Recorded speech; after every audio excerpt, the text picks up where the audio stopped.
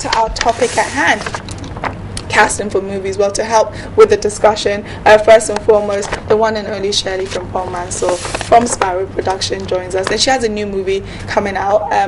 Also, we have sitting next to her Ama Ampofu, who's an actress who you feature in the movie as well. Yes.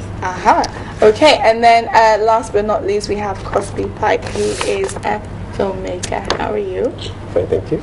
Okay, so let's kind of jump straight into it. And I say it a lot. If I had, I think, a penny, not even like, just give me one peswa for every time someone says, Ama, I believe I have talent, puts me in a movie. And I'm like, I'm not a director, I'm not looking for actors. But a lot of people don't see the difference. They just see that you're an actor or you're an actress, you're on TV. So they think you're just going to pick them up. I believe I have talent. I just need the chance.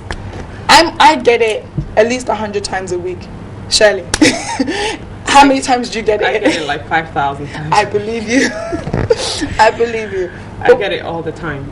And how is it a good thing? Does it get frustrating after a while? You know what? It would be a good thing if people can actually.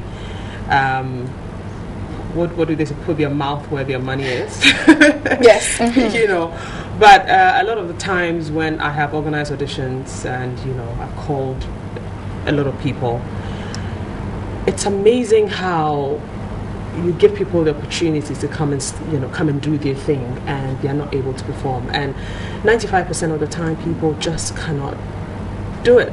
They can't speak. They're very shy, they're trembling, they don't even understand the script you've given them, and I remember that every time we put an audition script out there, I tell my assistants, tell them that if they need to call and understand what it is you're doing, they should. People don't do that. I'm telling you, people come in and they haven't even read the script. And these are people who have called you like 1,000,001 times asking to be auditioned, and they want to be part of your production and they want to be stars. So I've come to the conclusion that a lot of people just want to be on TV. I think that's what it is. I don't think it's about the profession. I don't think that people are serious, especially a lot of the youngsters that I meet. I think people just want to go somewhere.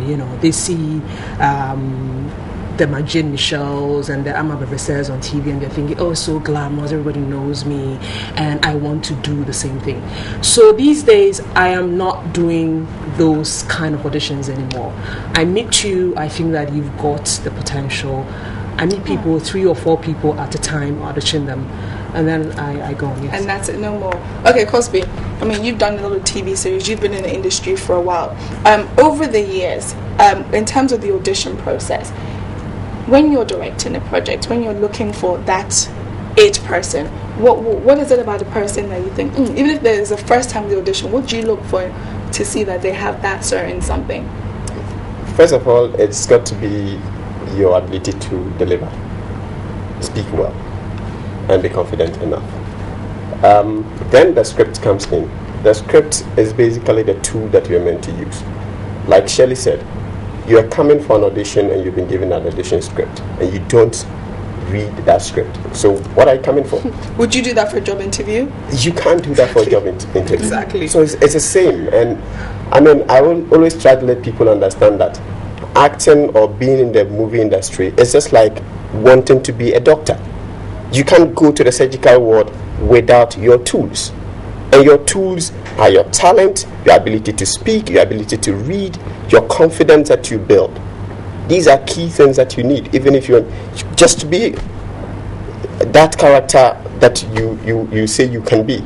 So it's not enough to say, I want to act. It's not enough to say, feature me in your movie. And I get these calls when I'm on location shooting. And probably the job has been done, selection of those casts has been done months ago. I'm going to give you a shot. Probably, I think I got my lines very right, and I gave her what she expected, so she also called me into better, if I could say that way. Mm-hmm. So who do you play in the movie? Claudia. And who's Claudia? They're both smart. I don't know who's Claudia in the movie. Let me just say Claudia is a family wrecker. But okay. Wrecking the home. She's the naughty girl. Naughty girl. Yes. And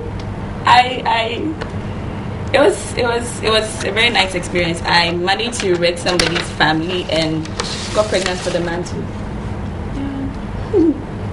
Are you nervous? She's smiling. I don't want to say more.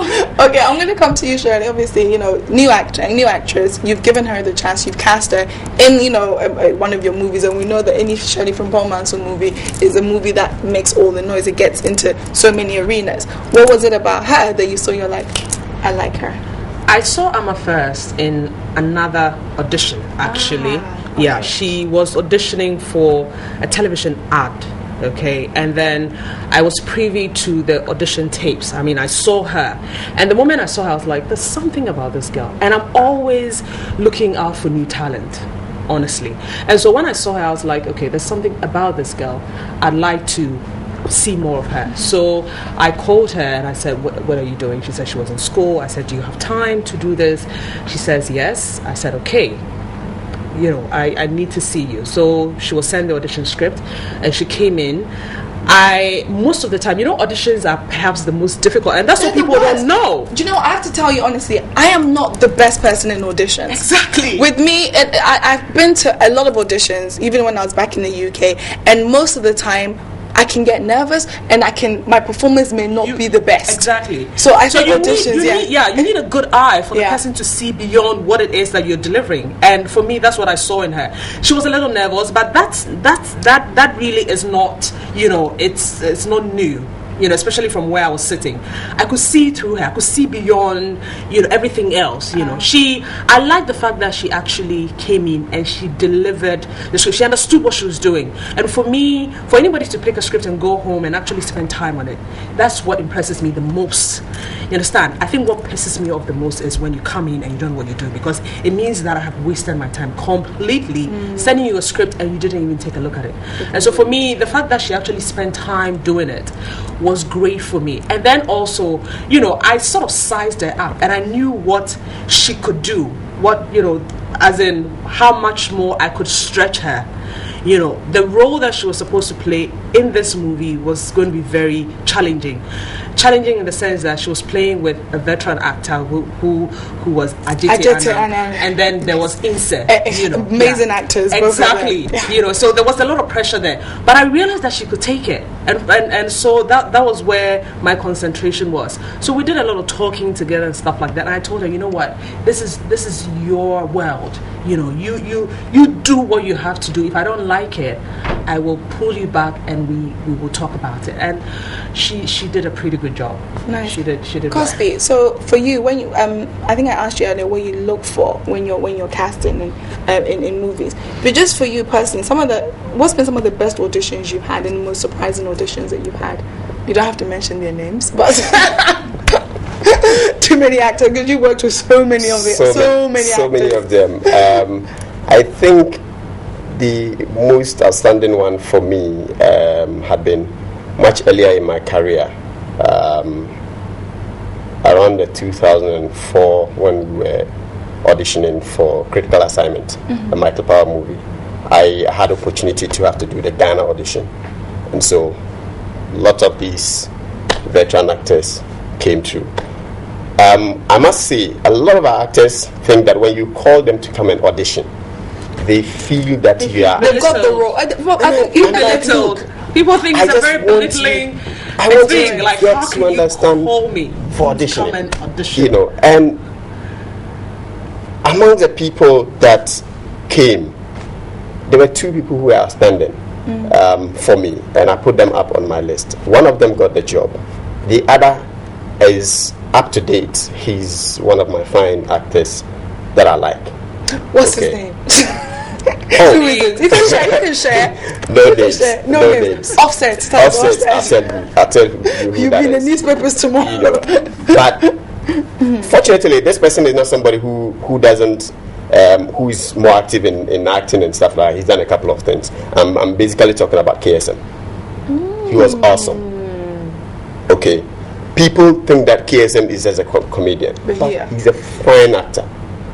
And that was my first moment with him. Before then, I had done preview auditions on Things We Do for Love.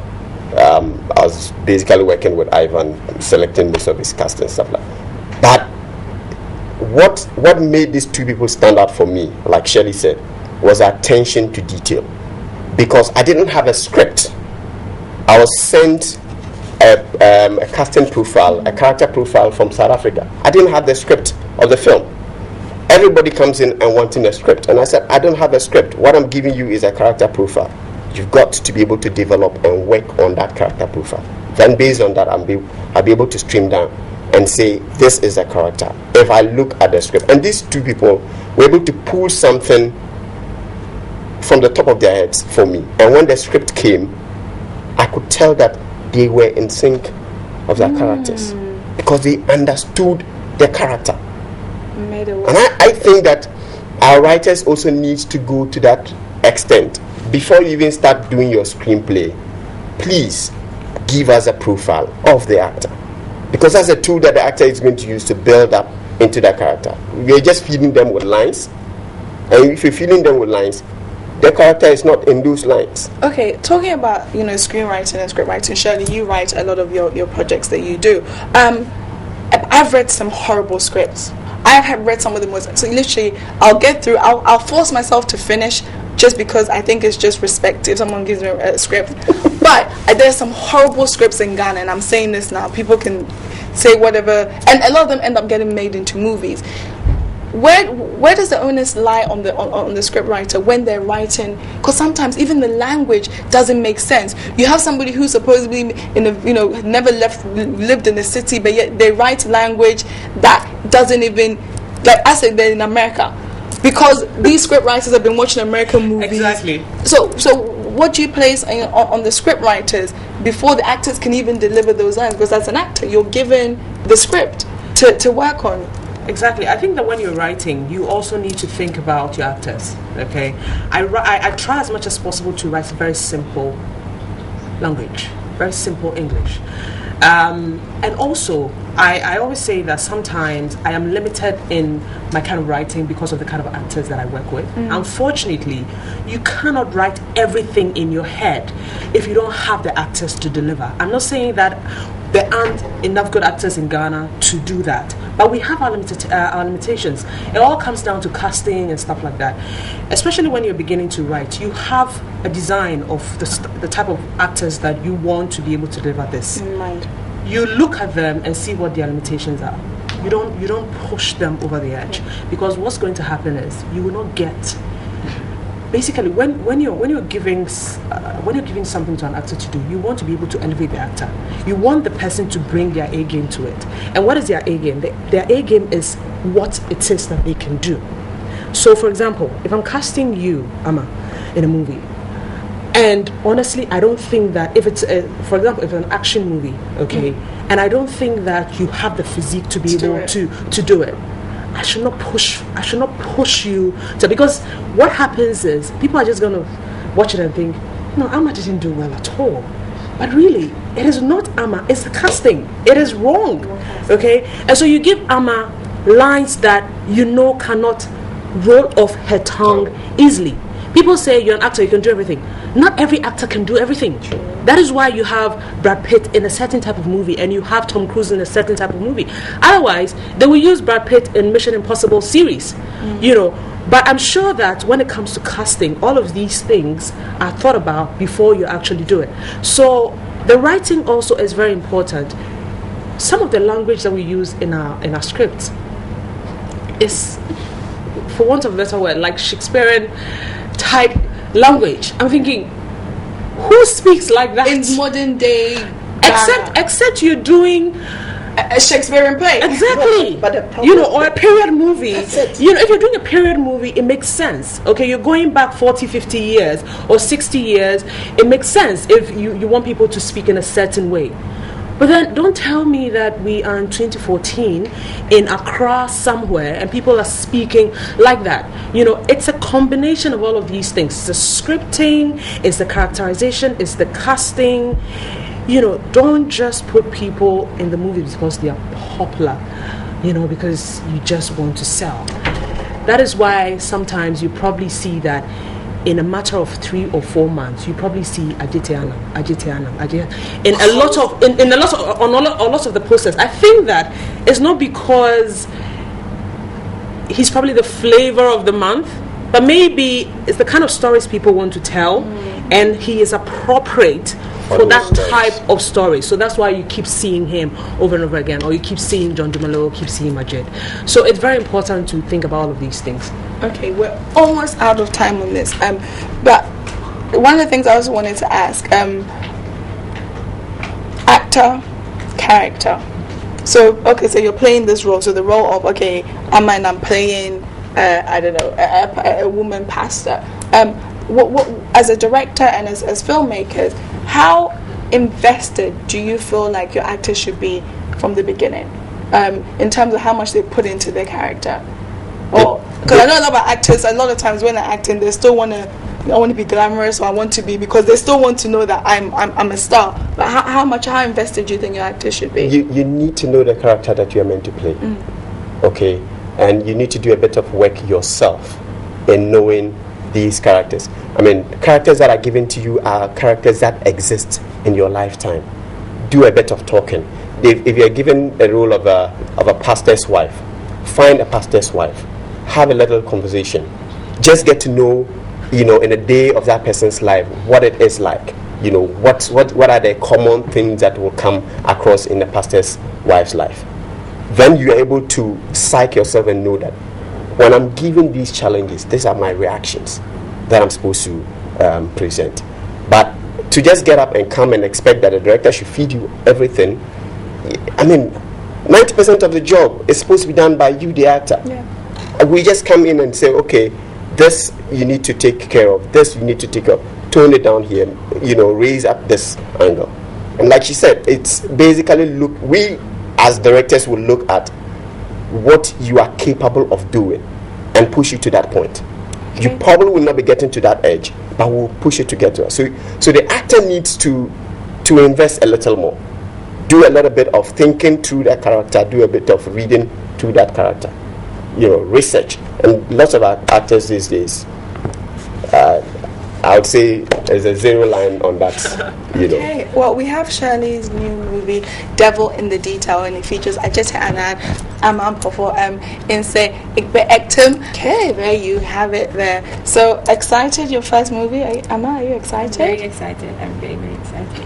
Nice. So how far do you want to take this acting thing?